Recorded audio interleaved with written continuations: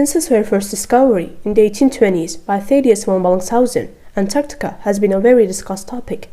Many people were curious about Antarctica, and this was due to its inhabitability and late discovery. Many people discussed Antarctica and its status. However, easily the biggest competition out there happened between two countries and two explorers, Norway and Britain.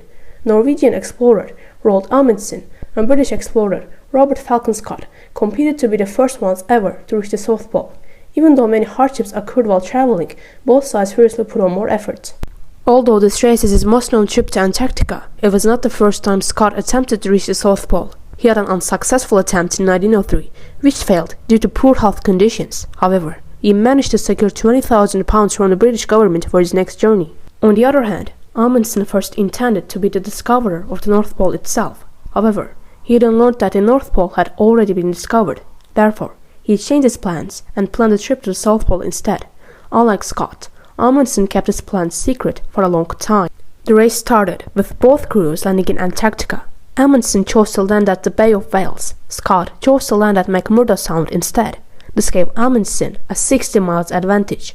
The race started with Amundsen starting the drive to the South Pole on 18 October 1911, and he was followed by Scott, who started his journey 3 weeks later. Amundsen managed to reach the South Pole on 14 December 1911.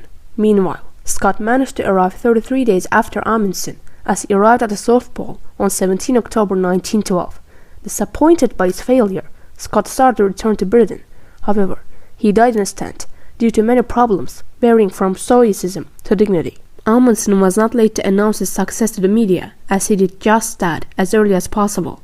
Amundsen's success was celebrated by many communities. He got telegrams from the King of England, George V, and US President Theodore Roosevelt. Amundsen and his crew were also awarded the South Pole Medal by the King Haakon of Norway. Scott was also accepted as a Knight Commander of the Order of the Bath, and he and his team were recognized as national heroes in Britain. The main reason behind the failure of Scott can be accepted as his route. Unlike Amundsen, he chose an away starting destination, and his route was not suitable geographically, as it was filled with many crevices, making the journey more difficult than Amundsen's.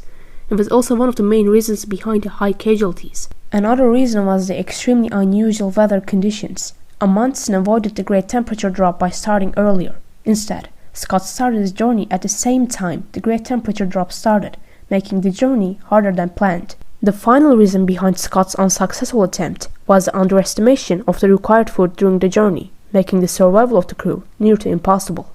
Today, South Pole Station is named after Amundsen and Scott to remind both the success and the tragedy of this race. The effects of this race on the history of Antarctica are not forgotten, and we still are reminding ourselves about the future possible tragedies.